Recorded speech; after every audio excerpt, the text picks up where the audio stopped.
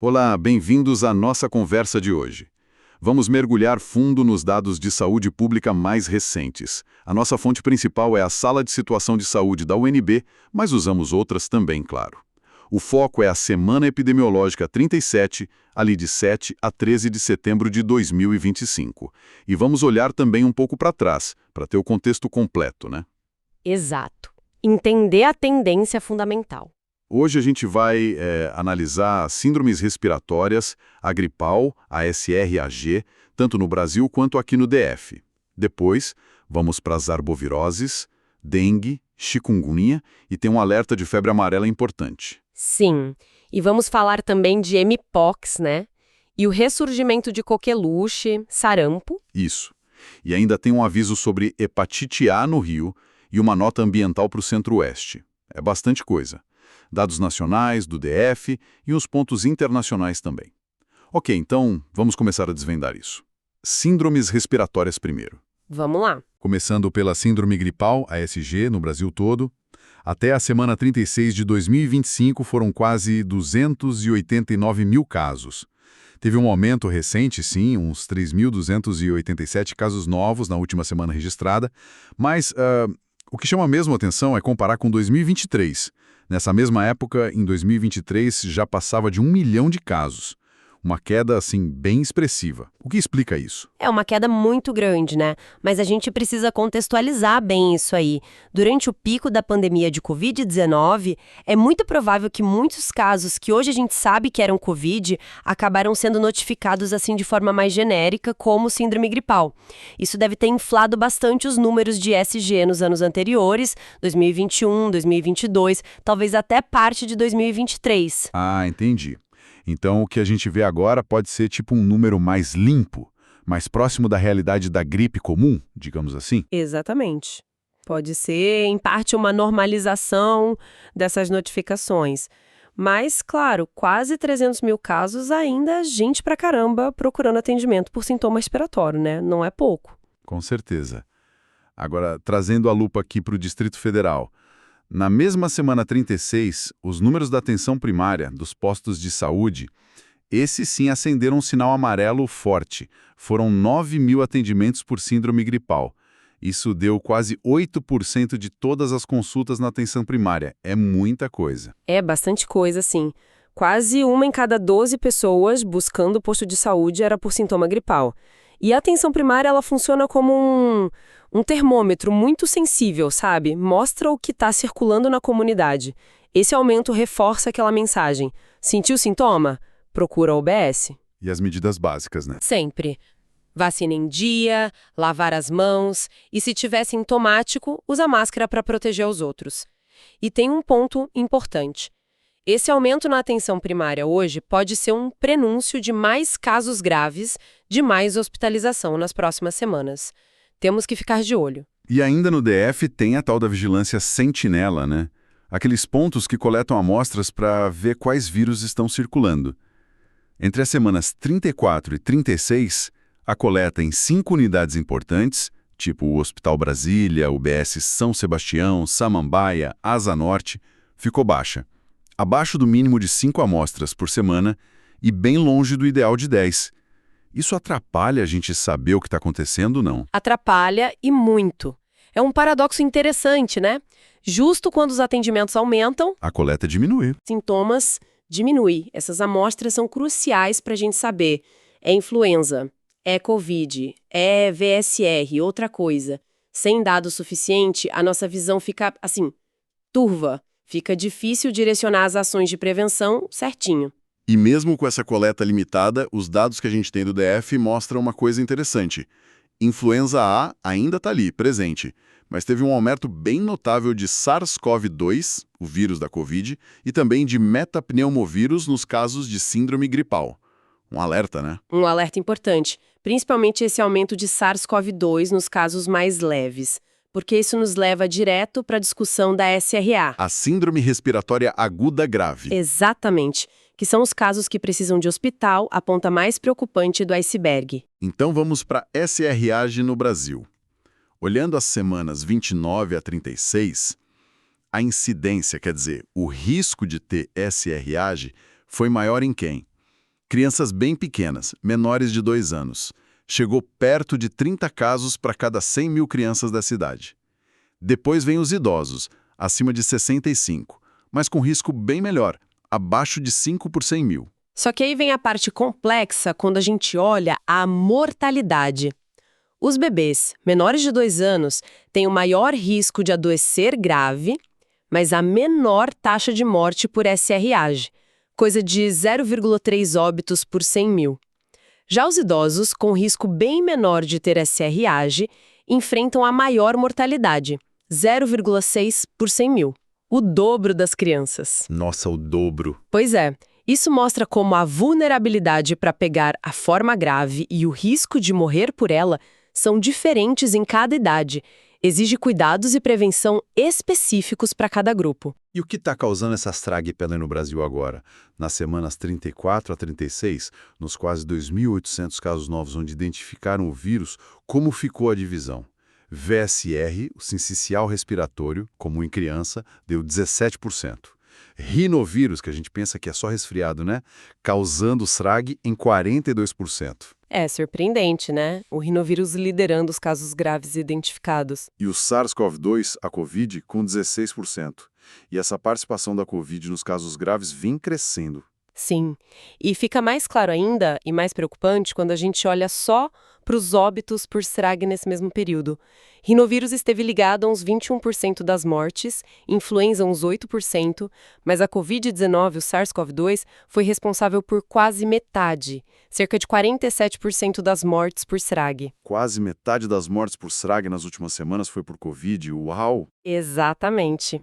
Mesmo com outros vírus circulando forte, a Covid continua sendo o que mais mata entre os casos graves de SRAG no momento. Vacina e vigilância para Covid cruciais. E no mapa do Brasil, como estava a SRAG por estado na semana 36? Risco alto em Goiás, DF, Mato Grosso. E a tendência de crescimento, com mais de 95% de probabilidade, apontava para Maranhão, Piauí, Goiás de novo, Minas, Rio de Janeiro. Vários estados. Sim, uma tendência de alta preocupante em vários locais. Mas para dar o quadro completo, alguns estados tipo Roraima, Rondônia, Bahia, Sergipe, Alagoas, Ceará, Rio Grande do Norte, Paraíba e Rio Grande do Sul mostravam tendência de queda ou estabilidade. Mostra como a situação varia pelo país. Certo. Bom, vamos mudar de assunto agora. Sair um pouco do resfriado e da gripe e ir para as picadas de mosquito. Arboviroses. Começando pela dengue. Vamos lá. No Brasil, semanas 34 a 36, onde a incidência estava mais alta. Espírito Santo, Goiás e Acre. Tivemos 4 óbitos neste período também, 3 deles em Goiás. E aqui no DF a dengue também está pedindo atenção extra. Nas semanas anteriores, ali entre a 31 e 35, a incidência semanal ficou acima da média histórica para essa época do ano. É um sinalzinho de que a transmissão pode aumentar mais do que o esperado por aqui. E falando em combate à dengue aqui no DF, tem uma coisa que está ganhando bastante espaço, né? O método Wolbachia. Ah, sim, os Volbitos. Isso. Instalaram uma biofábrica no Guará para produzir a Aedes aegypti com essa bactéria, a Wolbachia. E aí soltam esses mosquitos modificados em várias regiões, Planaltina, Braslândia, até em cidades vizinhas de Goiás. Como é que isso funciona exatamente? É uma tecnologia bem interessante. A Wolbachia é uma bactéria natural. Quando ela está dentro do Aedes aegypti, ela age como se fosse uma vacina para o mosquito.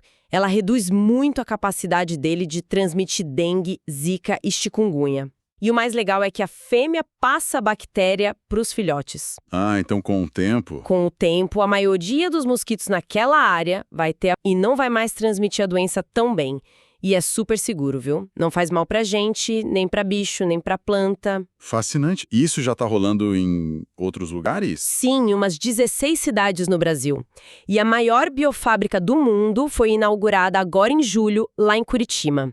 É uma ferramenta promissora. mas não resolve tudo sozinho, né? De jeito nenhum. É fundamental entender isso. O BAC ajuda muito, mas não substitui o nosso papel. Que é, Eliminar água parada, vaso de planta, calha, pneu velho, lixo, o básico continua sendo essencial. A gente tem que continuar fazendo a nossa parte. E tem a vacina também para quem pode tomar. perfeito. Ainda nas arboviroses, rapidinho sobre chikungunya. Brasil, semanas 34 a 36.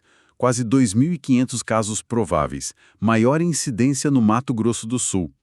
Aqui no DF, foi baixa. Certo. Agora, um alerta que me chamou a atenção. Febre amarela. Começando pela Colômbia, em 2025, eles já tiveram 109 casos confirmados, muitos em área rural. E a letalidade lá está altíssima, mais de 40%. Foram 44 mortes. Muito grave. Sim, muito grave. E por que isso é relevante para a gente aqui? Porque em Goiás, bem aqui do lado, a vigilância detectou morte de macacos por febre amarela confirmada. Em Abadia de Goiás, Guapó, pertinho de Goiânia, e tem mais mortes de macacos sendo investigadas até na capital. Macacos morrendo perto de Goiânia. Isso é um sinal de quê? É um sinal de alerta máximo. Os macacos são vítimas como nós. Eles não transmitem pra gente, mas a morte deles mostra que o vírus da febre amarela está circulando ali na mata, naquele ambiente silvestre. Perto da cidade. Exatamente, perigosamente perto de onde tem muita gente. A resposta tem que ser imediata. Intensificar a vacinação de quem vive ou vai para essas áreas, reforçar muito o uso de repelente, mosquiteiro e, pelo amor de Deus, não atacar os macacos. Eles são nossos sentinelas. Entendido. Mudando completamente de assunto agora. Mpox. A OMS anunciou no começo de setembro o fim da emergência de saúde pública de importância internacional, a EPII, para a doença. O que isso significa? Bom, essa ESP tinha sido declarada lá em agosto de 2024, né? Principalmente por causa daquela nova variante, o Clade 1B, que surgiu na África e se espalhou rápido, mostrando ser mais transmissível, talvez mais grave. A ESP ajudou a mobilizar o mundo, coordenar respostas, acelerar vacina, diagnóstico. E por que acabou agora? Porque houve uma redução sustentada de casos no mundo todo, graças às estratégias de saúde pública. Vacinação focada nos grupos de risco, mais diagnóstico, mais informação. Funcionou. Ah, então a Mpox acabou. Não, de forma alguma. Esse é o ponto crucial. O fim da ESP significa que o risco global foi reavaliado, diminuiu, mas a doença não sumiu. Ela continua circulando, principalmente na África, onde é endêmica, e em grupos mais vulneráveis. A vigilância tem que continuar firme. E os números globais, como estão? Até a semana 36 deste ano, mais de 34 mil casos e 149 óbitos no total. Os países mais afetados ainda são a República Democrática do Congo, Uganda, Burundi, onde circula o Clade 1B.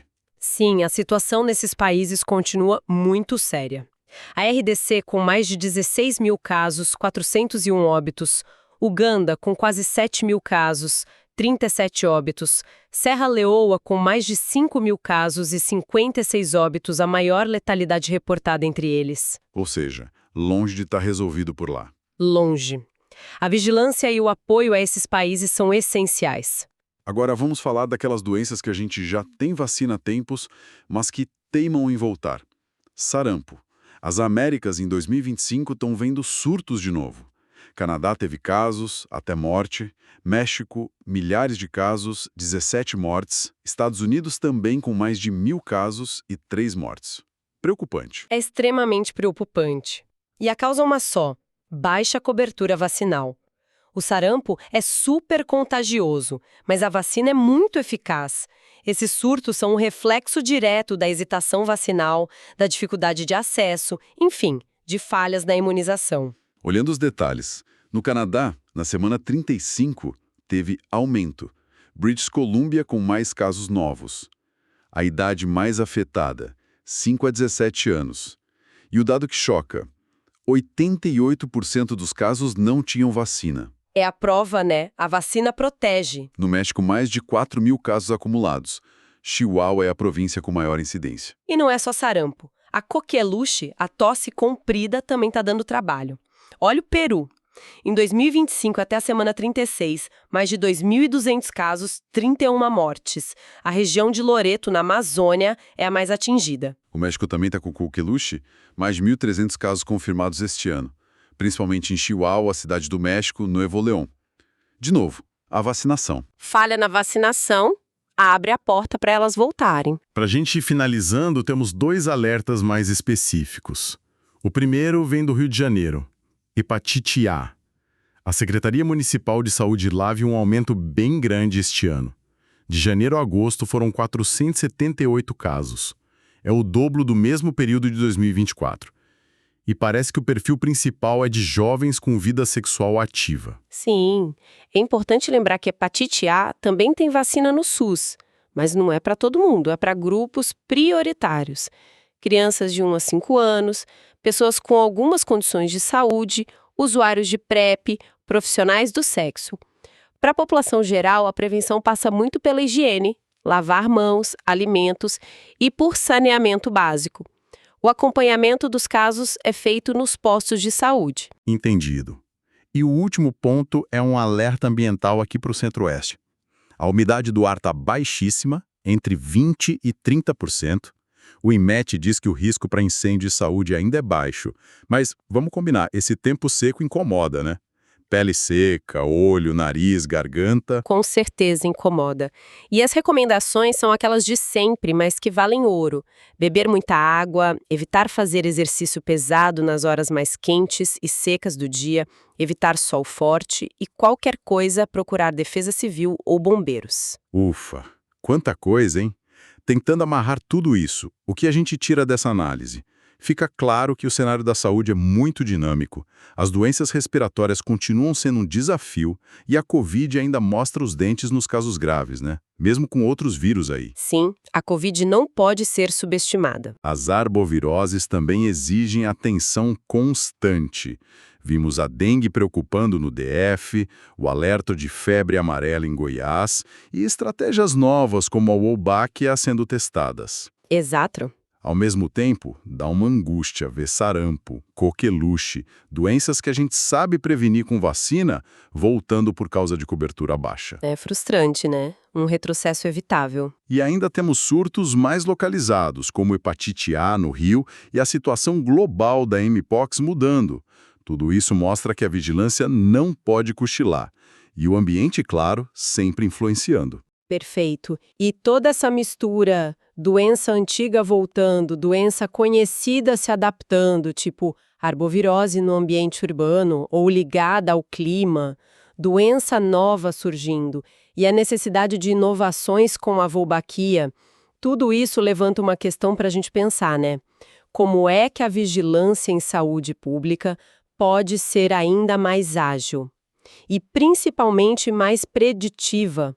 Como a gente pode melhorar nossa capacidade de não só apagar incêndio, mas de antecipar os problemas, de prever tendências e riscos, juntando todas essas peças, ambiente, sociedade, vírus, bactéria, num modelo que ajude a gente a agir antes. Uma pergunta excelente para a gente continuar refletindo. E com essa provocação, a gente encerra a nossa análise de hoje. Muito obrigado pela sua companhia.